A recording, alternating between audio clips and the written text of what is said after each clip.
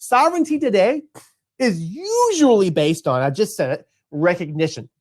So even tiny microstates can be sovereign, but recognition is also kind of debatable.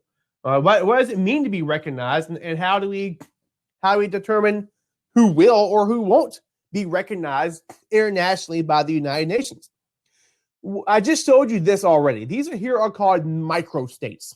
Now, literally what we mean by this is that these are states in the same way that the United States is a state, in the same way that France is a state, in the same way that Canada is a state, but they're super tiny, hence the word micro, all right? So you guys might have looked at maps of Europe all your life and never heard of Andorra, or never heard of Monaco, or never heard of Liechtenstein. These here are, some of these are like city-states. They're basically the city and an area kind of surrounding it. They're very small in terms of area and population. You can see the area and population listed here on the map. Vatican City is one of the smallest. Is literally an enclave. That's another word you need to know. An enclave is like a country kind of surrounded by another country. Okay, it is surrounded completely by what is politically Italy, but it's governed by the Pope. The Pope even has his own personal army soldiers called the Swiss Guard. They look kind of cool. You should go and Google them. I should have put a picture in my presentation. After the presentation, go in there and Google them. You get a kick out of it. Here are some other microstates. Now, some of these might not actually be considered like a true sovereign state. I'm not really sure. Maybe they are. You can definitely see the ones we have in here in Europe, which is pretty consistent. You've got others in other parts of the world as well. So there, Singapore is one you definitely need to know. Straight up city state. It's also kind of an industrial city within Southeast Asia. No, I'm not gonna go there.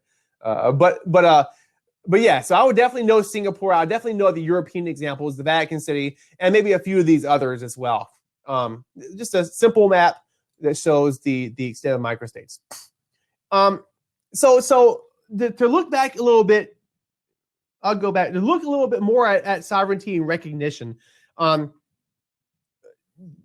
Recognition is when other countries are going to say, hey, we accept that this is a sovereign state.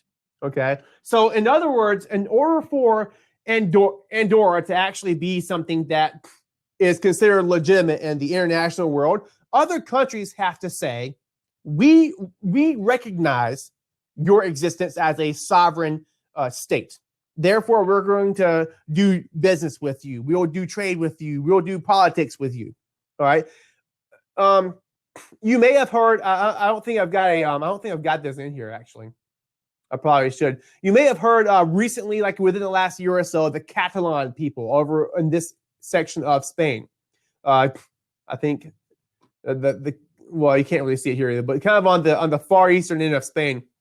The people of Catalan, that's a area within Spain, and they're kind of their own nationality, if you will. We're going to get to that in a little bit. But they don't identify really with the majority of Spain. They speak a different dialect of Spanish.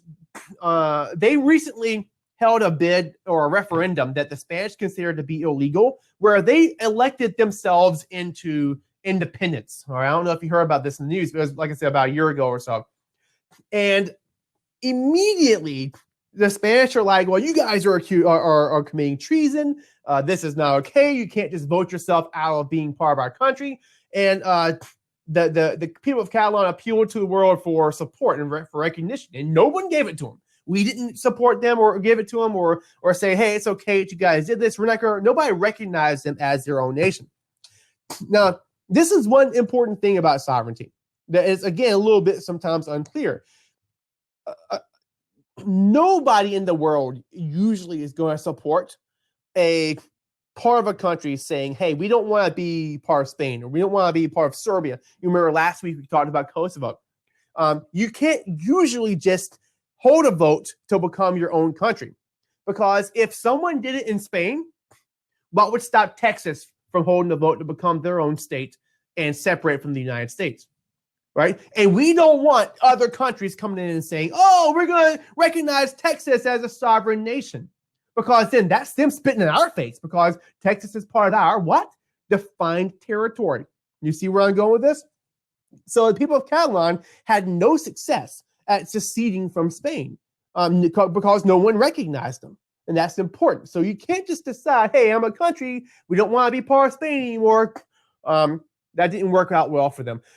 On the flip side, there are some countries that did recognize Kosovo as a sovereign nation, but they're not recognized by the United Nations, and therefore the majority of the international community does not accept Kosovo as a sovereign nation, and they never will, because Russia is part of the 5 permanent members of the Security Council, just like China is part of the 5 permanent members of the UN Security Council, and would never recognize the sovereignty of Taiwan.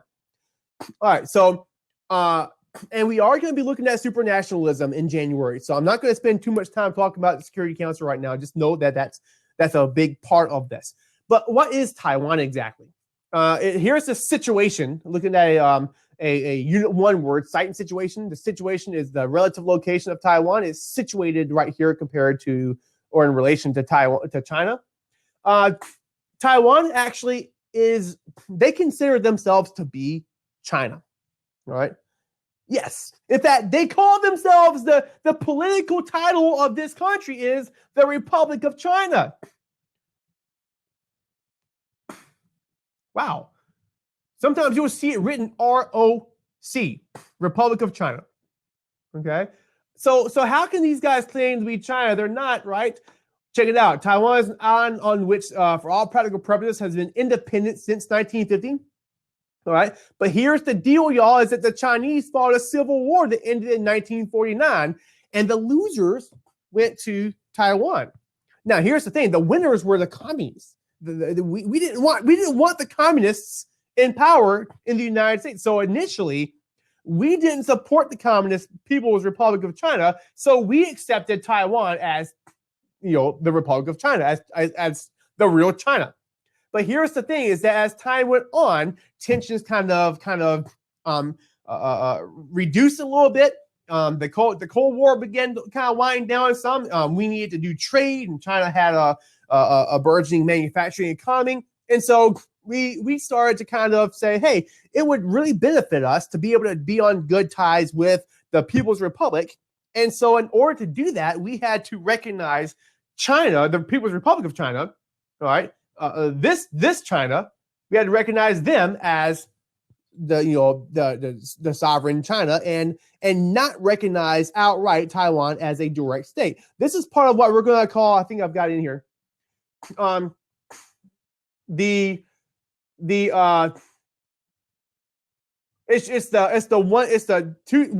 China, two systems policy. Okay, we kind of apply a very similar mindset also with Hong Kong, but Taiwan is, in all practical purposes, treated like an independent nation. But China has never forgotten that, and they openly consider Taiwan to be part of their territory. So the Taiwanese are like, hey, we're not Chinese, and the people in China, as a matter of fact, are like, yeah, you are. You're part of our territory, and so it gets kind of crazy when you think about it. I have a question. Let me read it. What about Washington, D.C.? I only just saw this question. What was the context of that question? Can you be more specific, maybe in the comments, Aman?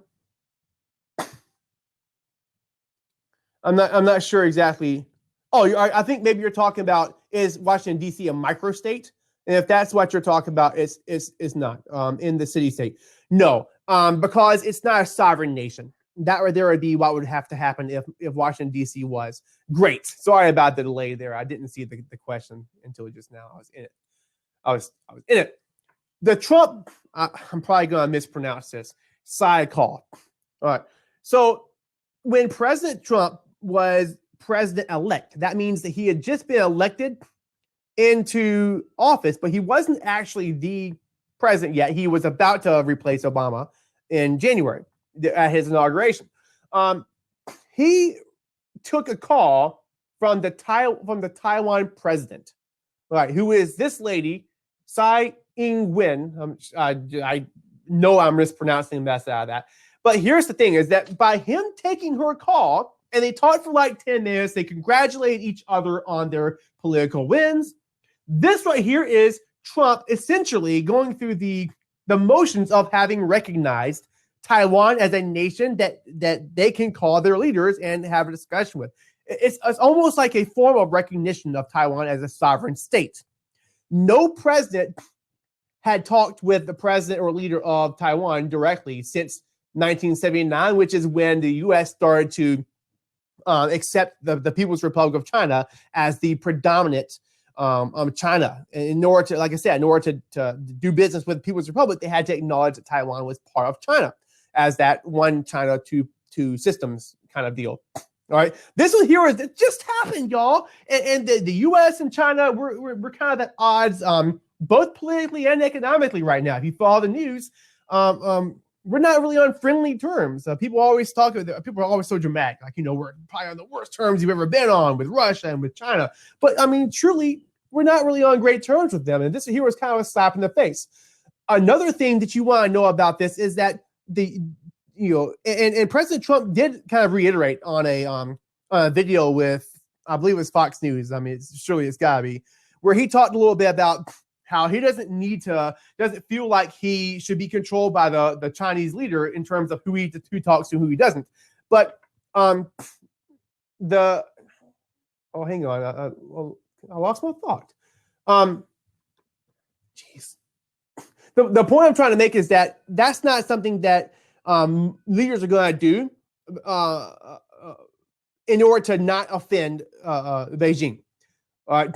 But I remember where I was going with this. But the United States does have a special kind of relationship with Taiwan, in that even though we don't really recognize them as a sovereign state, we support them a lot. We've sold them weapons and things like this. We're kind of their biggest ally. We've also kind of defended them to the Chinese, and we're like, respect their autonomy or their ability to kind of govern themselves, even if you think that they are China. And here's the thing, is that the people of Taiwan and the people of China literally agree to disagree on the idea of who is actually like legitimate China. And so they do business with each other and all this. But the fact of the matter is that China, the People's Republic, that is, has kind of always kind of held over them that at any point, whenever we want to, we can take this land and make you whatever we want you to be. And so the Taiwanese do not want to go to war against China. They can't win that unless the United States would get involved, or who knows? I don't really think that we would, but I also think that we would try to pressure China not to impose on the Taiwanese. So it really is kind of a really messy, unclear kind of situation that I wanted to talk to you about, because it factors into our discussion of what sovereignty actually is.